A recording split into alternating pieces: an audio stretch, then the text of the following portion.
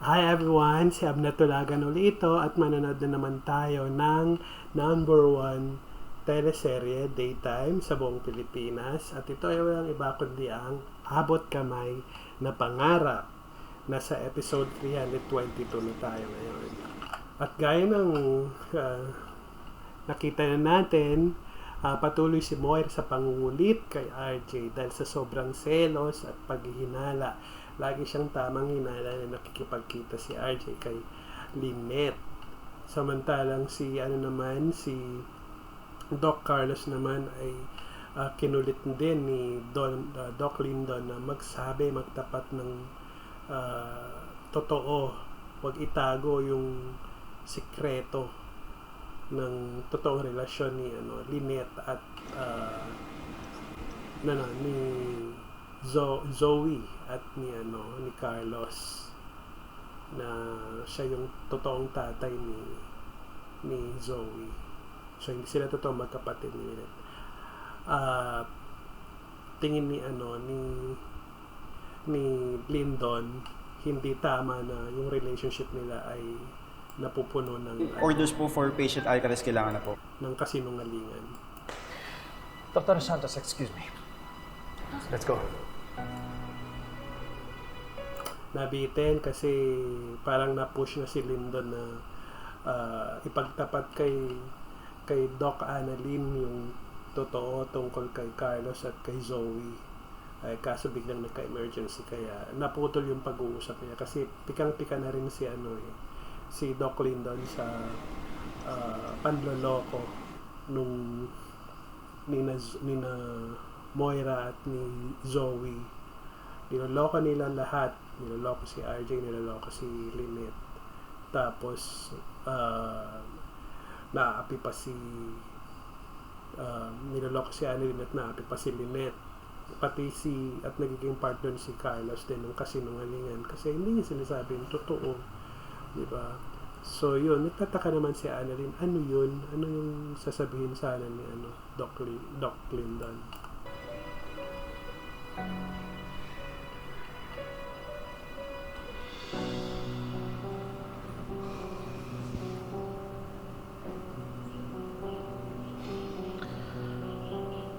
Gusto ko lang sabihin sa'yo na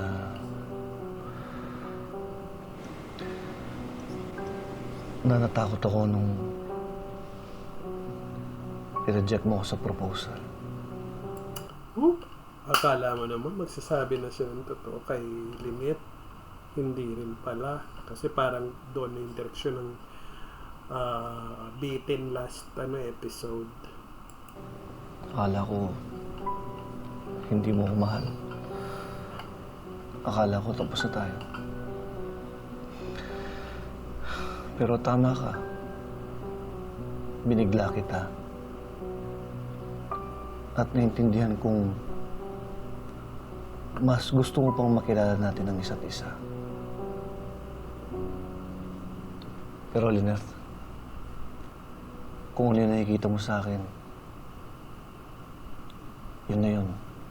Ay, sinungaling, hindi niya talaga nasabi yung sikreto. Na siya yung totoong ama ni Zoe. Takot. Tapos gusto mo maging ikaw yung mapangasawa ni Lynette. Tama si Lyndon na based on lie ang relationship na ino-offer mo kay Lynette. That's bad, Doc Carlos. Yan na ako. Kaya ayaw kitang pilitin sa mga bagay na hindi ka pa handa. Basta lagi mong tatandaan. Mahal na mahal kita. At handa akong hintayin ka. Pero hindi kayang mahal na mahal but not mahal enough para maging honest 100%.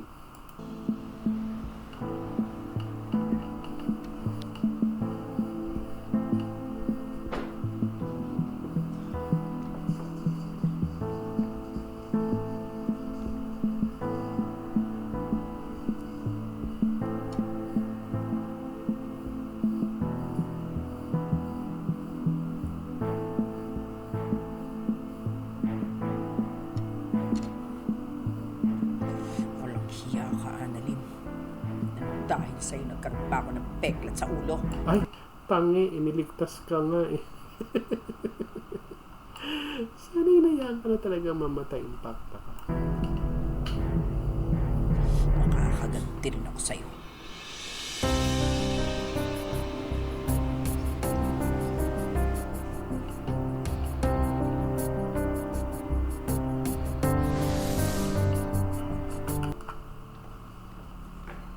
Rosa? Rosa? Ma'am, Rosa, mag-defrost ka ng manok at ipagluluto ko ang Sir Robert mo ng paborito niyang ulam. ay ma'am, umalis na po si sir. Kanina pa po.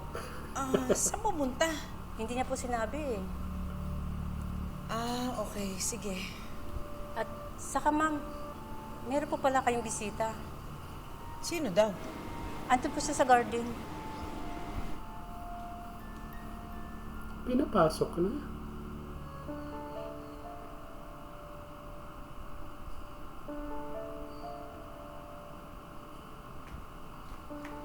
What are you doing here? You're not supposed to be here. Hindi nyo nire-reply ng mga text ko. Hindi rin kayo nagko-call back. Tataguan niyo yata ako, madam eh. Of course not. Na-ospital ako, inoperahan ako sa ulo. In fact, I'm still recovering.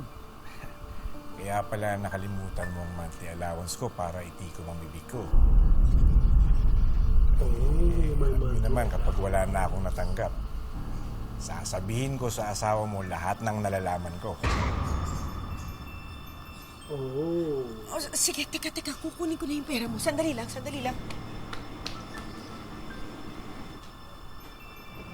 Maraming salamat, Ang Carlos. dami mga kawalang yan itong babaeng Moira. Mahal na mahal din kita. Naku, nabola na naman. Sige, kainin mo na to habang mainit pa. Babalik na ako sa trabaho ko. Sige, salamat. Kakainis.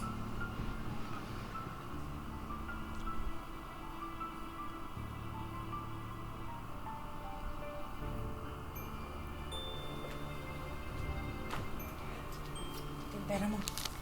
Pasalamat ka, wala dito yung asawa ko. Hindi kanya pwede makita rito. Right timing pala yung dating ka, ma'am, ano? Basta huwag ka nang babalik dito, ha? Sige na, malis ka na. Oh, ma'am, saglit lang po. Baka pwede maki-CR lang. O sige dyan, Thank you, ma'am, ha? bilisan mo.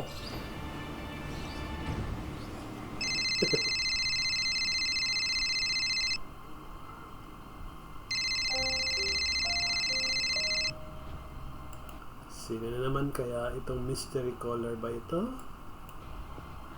Baka si Moira. Hello, Zoe. Don't marry Tita Si Lynette. Zoe. Ano naman sa'yo kung pakasalan ko siya? Alam mo, Zoe, sa totoo lang, ayaw ko na maglihim sa kanya. What? Are you out of your mind? Zoe, mahal ko si Lynette at pakakasalan ko siya. Pero naramdaman niya nang mayroon pa akong hindi sinasabi sa kanya. Alam mo, importante sa kanya ang tiwala. Ayaw ko siya mawala sa akin. Maghanap ka na lang ng iba. Madami naman dyan eh. Si Lynette ang gusto kong makasama habang buhay. Pero kailangan niya makilala yung totoong ako. Kaya sasabihin ko na sa kanya, na anak kita. Kumahanap lang ako ng tapang at tamang tiyempo. No, hindi pwede. You promised me. Zoe, I'm really sorry. Hindi ko matatanggap yung sorry mo dahil sisirain mo yung buhay ko. Naiintindihan mo ba yun? Sisirain mo yung buhay ko, sisirain mo yung relasyon na meron ako saka isa-isang tatay na meron ako. Napaka-selfish mo naman. Zoe! O sige, kung gusto mong pakasalan si Tita Lynette, hindi na ako kukontra. Pero please, huwag mong gawin sa akin to. Kung may paki ka pa rin sa akin, please, huwag mo sasabihin. Please, I'm begging you. Zoe, hindi lang naman ako nakakaalam nito eh. Si Dr. Javier. Siya mismo nagsabi sa akin na kailangan ko na sabihin kay Lynette. At kapag hindi ko sinabi, siya mismo magsasabi sa kanya. Please naman, huwag mong gawin sa akin to. Alam mo, Zoe, Walang mawawala sa kanya kahit sabihin niya totoo. Ako na bahala kay Doc Lindon. I'll make sure na hindi niya sasabihin yung sekreto natin. Pero please, ako na bahala mag-convince kay Dr. Javier na huwag niyang sabihin kay Tita Lynette na ikaw yung tunay kong tatay. Please. Alam ni Dr. Javier na anak ka ni Carlos? Kailan pa? Ay, naku. Nakakaloka yung mga turn of events. Nadinig, patay tayo dyan, Zoe. Dyan magdidelikado si Lindon, Javier. Abot kamay na namin kayo, Hello, Zoe? Hello?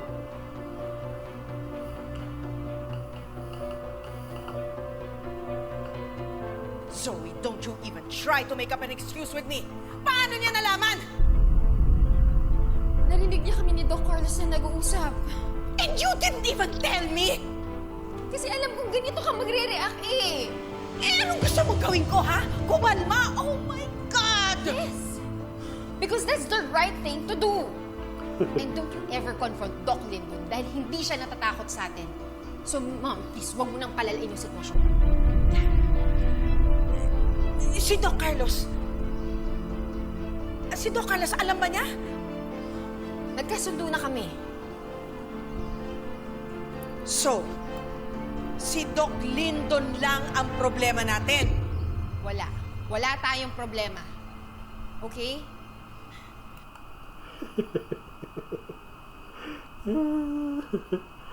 Patay kayo mag-ina. Please, just let me handle this. Huwag ka nang makialam. Don't do anything stupid.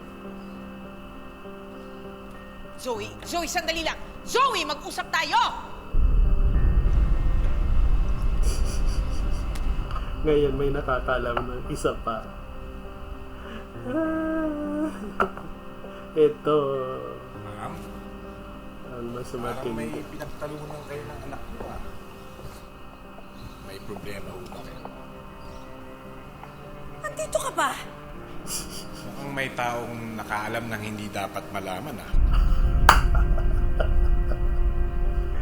Ma'am, may alam mo kung solusyon dyan. Anong ibig mo sabihin? Bakit, ma'am? May nakita ka na bang nag-ingay na bangkay?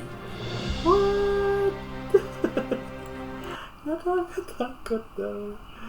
Ay, Diyos ko, nanganib si Doc Lindon.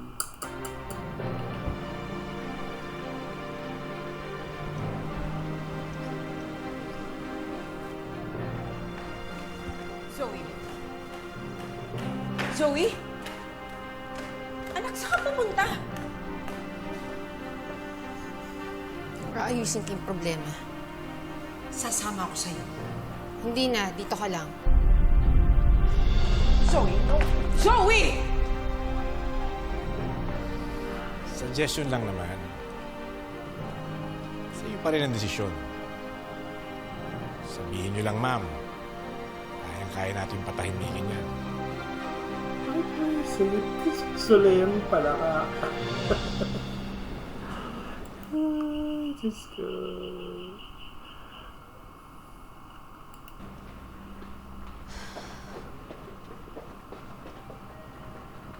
Annalyn? Apo? Annalyn! Kanina pa kita tinatawag, di mo ako pinapansin. Ang lalim ng iniisip mo, ah. May problema pa? Sorry po, La. Kakakausap ko lang po kasi kay Doc Lindon. Sabi ba naman po sa akin, dapat mag-ready na daw po ako kasi malapit ko nang malaman yung totoo. Totoong ano? Hindi ko nga po alam eh. Hindi niya naman po sinasabi sa akin kung ano yun. Mukhang may problema na naman siya. Alamin mo, tapos i-chika mo sa akin. Baka may maitulong tayo. O sige, pupunta na ako sa kantina. Meron ka bang gustong... Ay, hindi na po. Busog pa po ako. Thank you, Lola. Sure ka? Opo. O sige. Sige po. Ha? Ayun.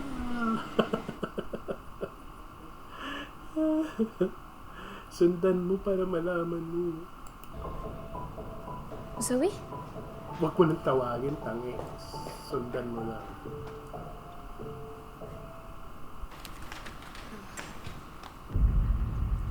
Doc Lindon.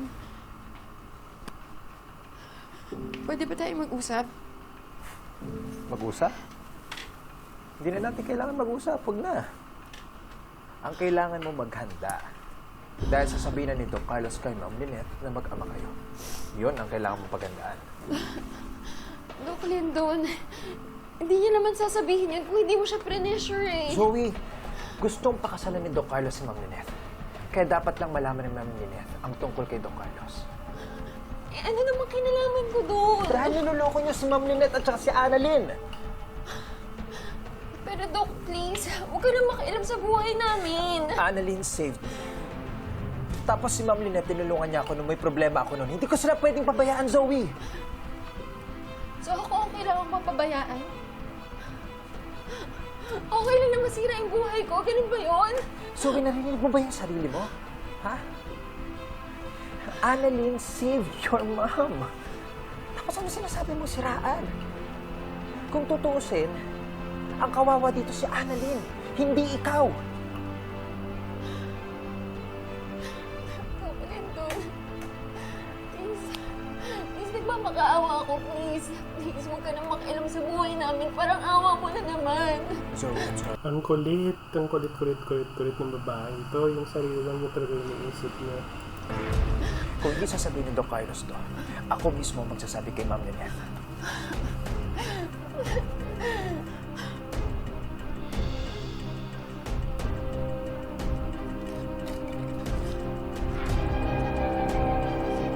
Hindi ako papayag na sirain mo yung buhay ko.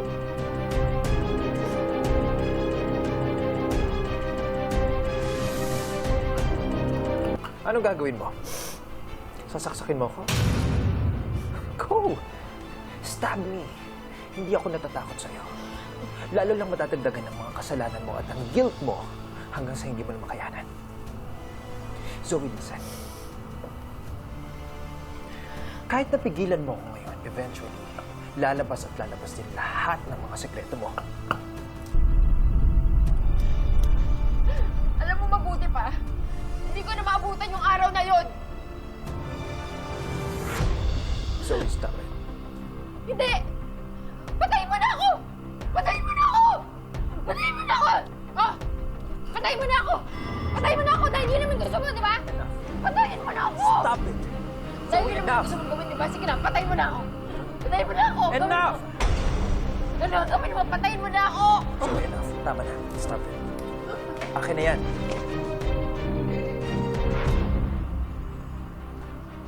Ano nangyayari dito? Anong ginagawa mo kay Zoe? Ano, Lin, pwede ba? Huwag ka na makialam dito. Parang hindi ako makikialam. Mukhang nagkakasakitan kayo, oh. Anong ginagawa? Ay, tanga naman ng Annalyn na to eh. Okay. Nakakainis yun. Bigla nang umepat. Ginagawa mo sa kapatid ko? Wala siyang ginagawa. Alam mo, Annalyn, kung may problema man ako, ikaw yun! Ikaw at ang nanay mo! Dahil kayo yung sisira ng buhay ko!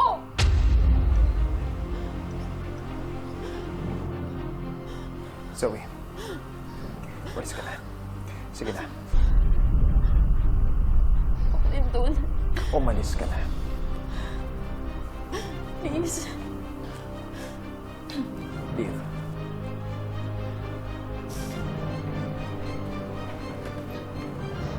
Anong ginawa mo sa kapatid ko? Doc.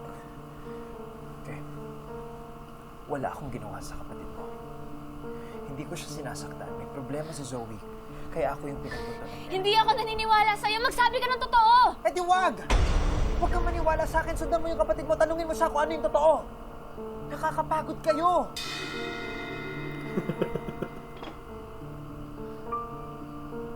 Ano pa ginagawa mo dito, Doc? Sundan mo si Zoe. Itanong mo sa kanya kung ano yung totoo, kung ano yung kasalanan niya, kung ano yung kasalanan ko, kung meron man.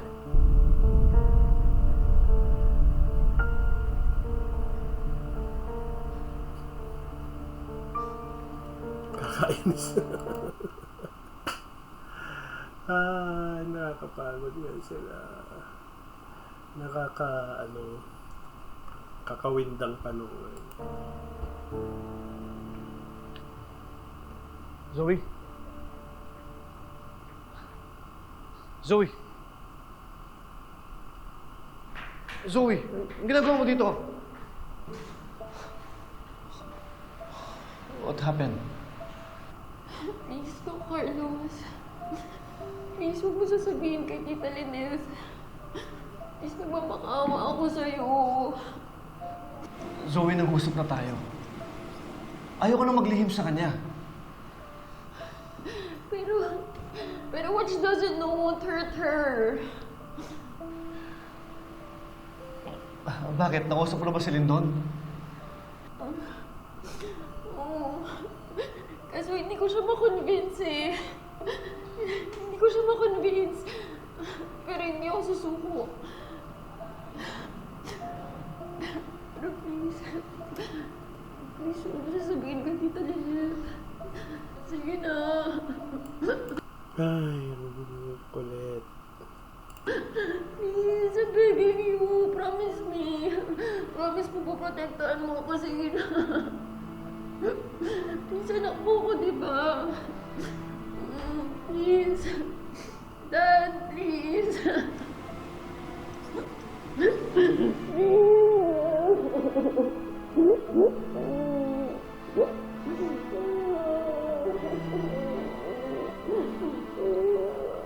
Bakit tayo sabihin?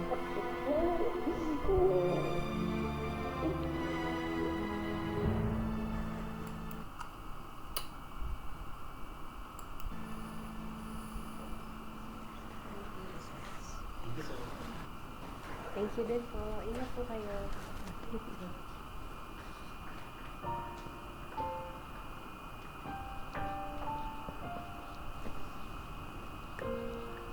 Doc?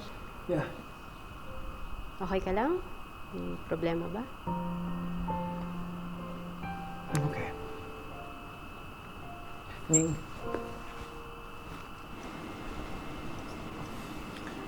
kapag yung isang tama, alam mo makakasira ng buhay ng iba, gagawin mo pa ba yung tama? Po? I mean, kapag may nalaman ka na isang information, and it's a crucial information, at kapag binulgar mo yung information na yun, maraming masisira. Sasabihin mo pa ba?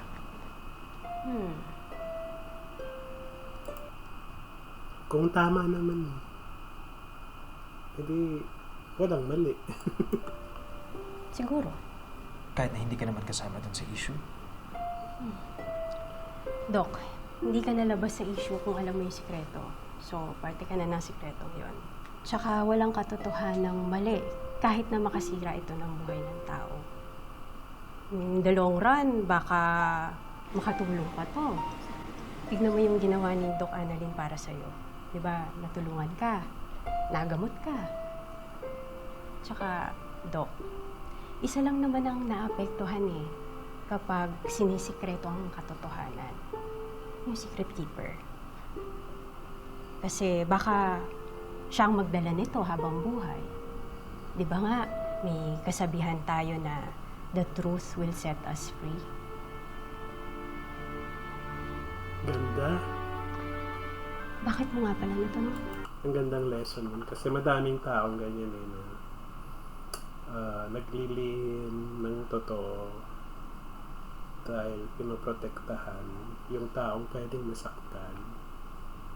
So, hindi nakokorek yung mali. Ang ganda ng pakasabi niya na yung secret keeper yung pinaka most affected kasi siya yung nagdadala. Diba? Yung mga dapat makaalam ng mali, wala lang sa kanila kasi hindi nila alam. Pero they live in lies kasi hindi nila alam yung totoo. Ganda nung lesson. It's a very madalas na kinasasangkutan ng mga tao. choosing between what's right and what's wrong, or keeping a lie or telling the truth, diba? Matatandaan ko tong eksenang to pag na-encounter ko yung gano'n sa buhay ko.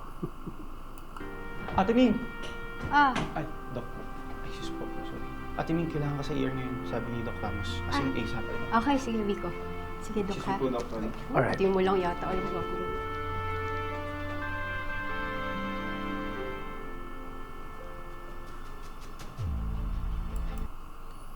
Ay, nako. Ito na naman.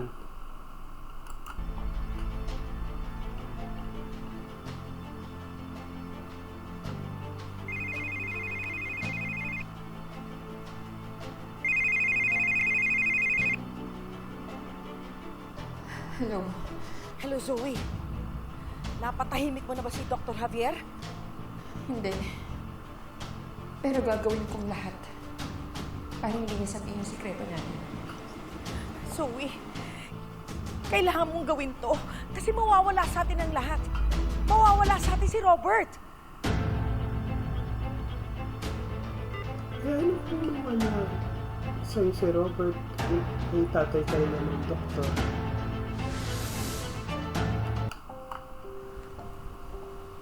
Robert!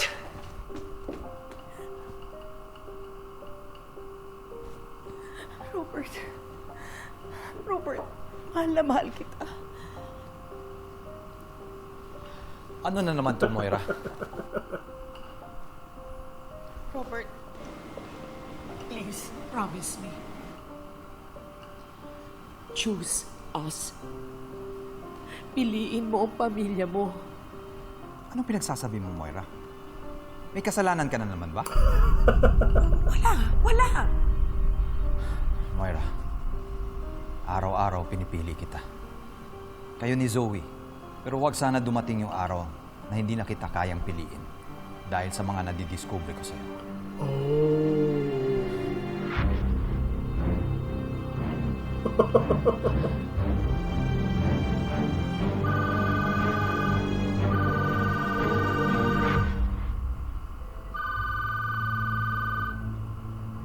Sino si Balahan? Hello, Hello, Ma'am Moira. Nakapag-desisyon na ba kayo?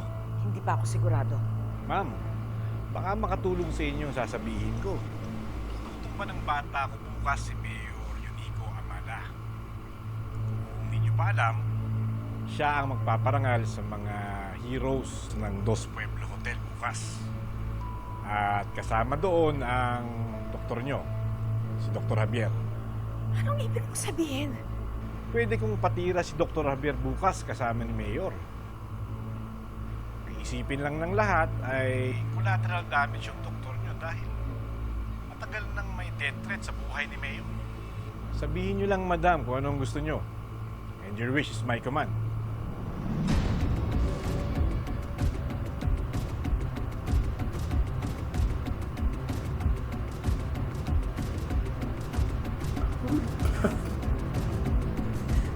Desperado na ako. I need to survive. I need Zoe to survive. Siguraduhin mo lang.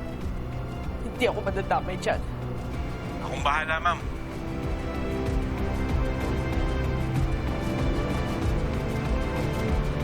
Ay, Diyos ko. Nakakatakot. Nakakatakot itong ending nito. Kakatakot for Doc Lyndon. Hindi mo pa rin pala sinasabi kay Ma'am Lynette. Kung hindi mo sasabihin, ako na ang magsasabi on your behalf. Sige, subukan mo. Watch me. Lindon. Madam, nakahanda na yung bata ko. Pagkatapos ng araw na to, hindi mo na poproblemahin ng Doc Javier na yan. Dahil sa morgue na siya mag-duty. Bakit hawak mo yung phone ko? Anong gagawin mo kay Doc Lindon? Our second awardee is Dr. Lyndon Javier. Utak kriminal ka talaga. I would do anything for you. Anything. Ang aking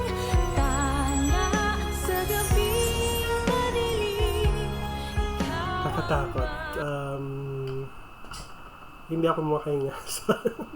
I was holding my breath dun sa huling eksena. Kahit na yung pang tomorrow na nakaka-suspense na ngayon pa lang. So, ayoko talagang makasama si Zoe din aside from Moira. Kasi these two devil yung nagpapanggap na tao nakakatakot. Kahit naman mabait si Zoe, nakakatakot pa rin kasi kung ganun yung nanay niya at hindi niya mapagilan, she will eventually end up like the nanay, no? So anyway, sige, hanggang dito na muna tayo. At again, it was a very entertaining watch. Suspenseful and exciting. Nakakalibang talaga. And tomorrow ulit. So for now, please don't fail to subscribe to my YouTube channel. Meron akong 9 unsolicited subscribers the past several days. Maraming salamat. Sana madagdagan pa. Just click on Pa-North TV. Hindi yan pa-South, hindi pa-West, hindi pa-East. It's Pa-North TV. Bye!